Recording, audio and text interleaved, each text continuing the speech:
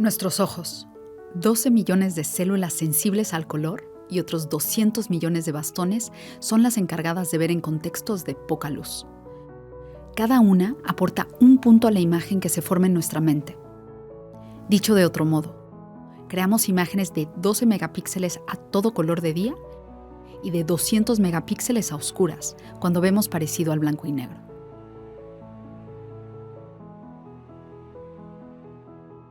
Estamos ante una de las tecnologías más avanzadas de la naturaleza para procesar información.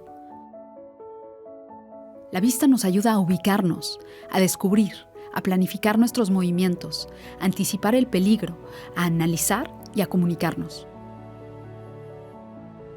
La vista nos relaciona con el contexto, con el dispositivo y con la interfaz. No es el único sentido, pero es de los más importantes. En el capítulo anterior hablamos de los costes cognitivos, de cómo elige nuestra mente. En este hablaremos de algo que ocurre antes, de cómo la vista decide. Mejor dicho, aprenderemos cómo interpreta, cómo guiarla y ayudar a que entienda.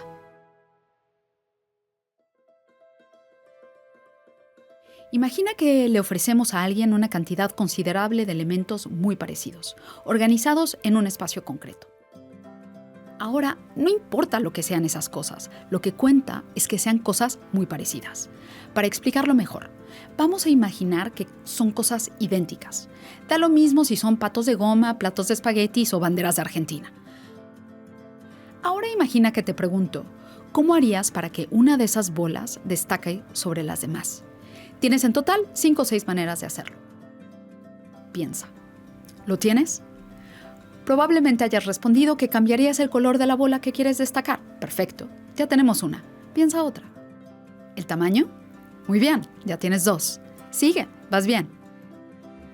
En efecto, podemos cambiar su posición. Si la sacamos de la retícula, si rompe el orden, entonces nuestro ojo se fija en ella. Posición, ya tenemos 3. Sí, la forma. Si en lugar de una bola es un cuadrado o un triángulo, el ojo va a ella. Ya tenemos 4. Quedan pocas más. Podemos hacer que parpadee, ¿verdad? O que vibre. En realidad son la misma. El movimiento es otra forma de atraer la vista, de hacer que quien mire se fije en esa bola. Y queda una más. La cosa se pone difícil. ¿Alguna idea?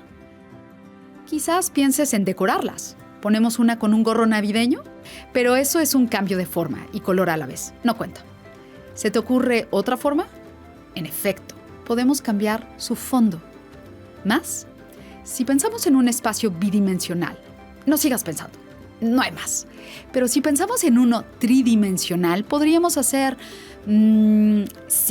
podríamos hacer que una sonase. Cuanto más cerca de ellas estuviésemos, más fácil sería detectar la que suena. Pero hemos decidido hablar solo de la vista en este capítulo. Ya habrá tiempo de hablar del sonido, y será interesantísimo.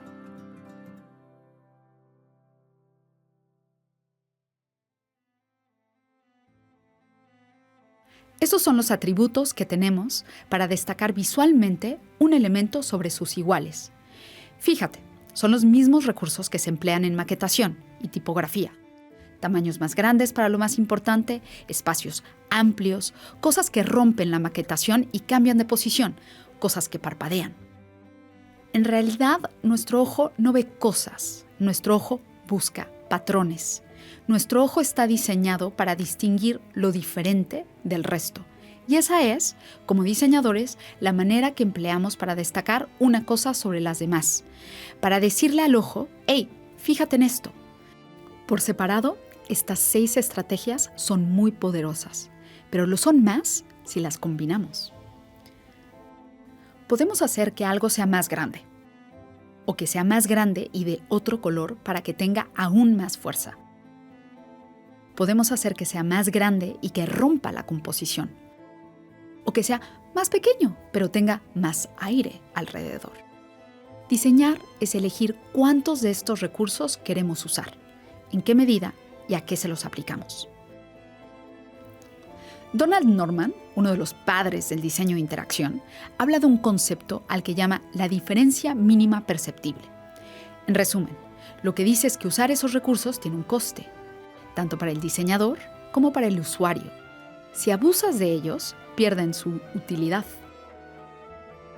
Por eso, hay que tratar de usar lo mínimo posible de color, forma, tamaño, movimiento, posición para lograr el efecto que buscamos. Piensa en ellos como si tuviesen un coste, como si te cobrasen por usarlos. Usarás los necesarios, más saldría demasiado caro y además no ayudaría a nuestro propósito. Como las especias en la comida, estos recursos siempre en su justa medida. Forma, color, tamaño, posición, movimiento, fondo y sonido. Apúntalos, memorízalos.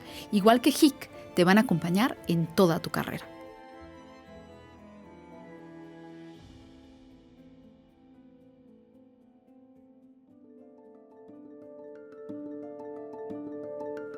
Hemos dicho que los ojos son especialistas en descubrir la diferencia, ¿verdad? Pues aquí viene la segunda parte, también muy interesante.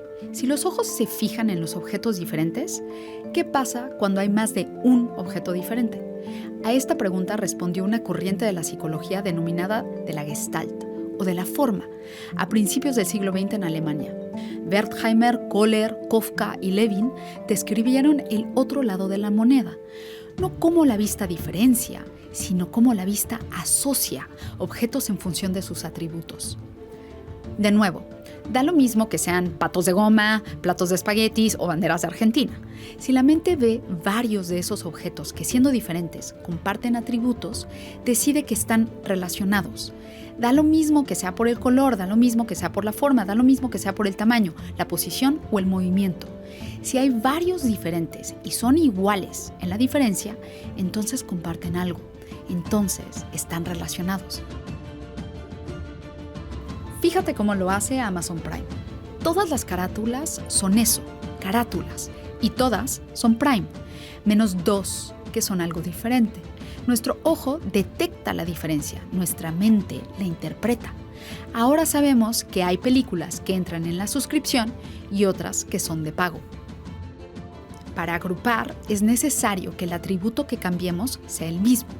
Cuando cambiamos textos al otro lado de la pantalla, estamos maquetando, sí, pero a la vez le estamos diciendo al ojo, todos estos textos de aquí, todas estas noticias son diferentes. Y luego, si le interesa al cerebro, ya averiguará por qué. En un periódico puede ser porque lo de la derecha son artículos de opinión, noticias de deportes o publicidad. En una página de producto, porque es otro tipo de información, las características del producto o la información legal. Los psicólogos de la Gestalt hablaban de varias leyes o principios. El principio de semejanza. La mente agrupa los elementos similares en una entidad. La semejanza depende de la forma, del tamaño, del color y de otros aspectos visuales de los elementos. El principio de proximidad. Los objetos adjuntos tienden a ser vistos como una unidad, como un todo. El principio de simetría. Las imágenes simétricas son percibidas como iguales, como un solo elemento. De la simetría hablaremos más en el módulo dedicado a la percepción estética. Es un tema apasionante. Existen media docena más de leyes o principios de Gestalt, pero no son tan relevantes ahora mismo. Cuando se trata de diseñar, probablemente te sirva más pensar en agrupar y diferenciar, según lo que hemos hablado al principio, que como lo plantearon aquellos alemanes. Forma, color, tamaño, posición, movimiento y fondo. No hay mucho más para el ojo humano.